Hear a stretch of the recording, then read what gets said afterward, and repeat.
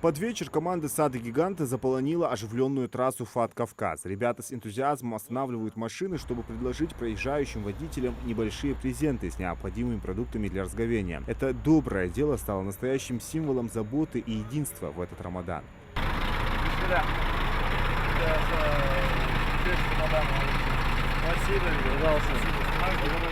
Сотрудники «Сада Гиганта» подходили к автомобилям с добрыми словами и искренними пожеланиями. В каждом наборе финики, яблоки из сада и бутылка воды. Водителям пришлось по душе такое внимание со стороны.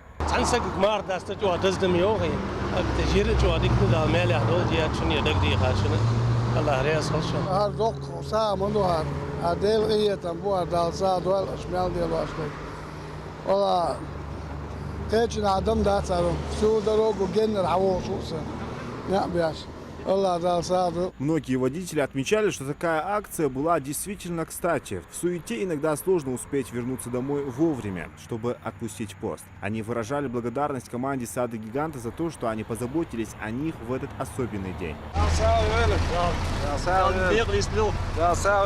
Это мероприятие не только помогло людям, но и продемонстрировало высокие моральные ценности, присущие обществу. Раздача наборов с финиками и водой стала примером поддержки и взаимопомощи, что особенно важно в священный месяц Рамадан. Помимо этой акции, «Сад Гигант Ингушетия», как мы знаем, на этих днях в течение нескольких дней раздал более 3000 семьям в честь Рамадана продуктовую помощь с самыми необходимыми продуктами.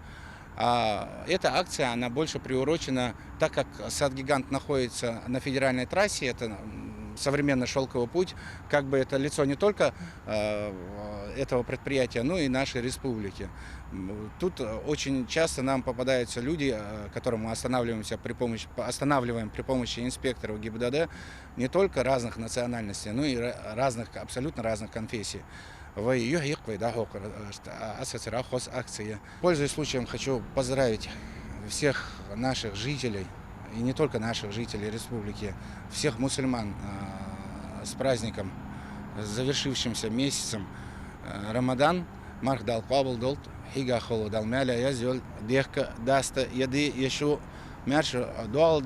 Акция «Ифтар в пути» от «Сада Гиганта» стала настоящим праздником доброты и заботы о ближнем. В этот священный месяц такие инициативы напоминают нам о единстве и солидарности, о том, как важно поддерживать друг друга в трудные моменты.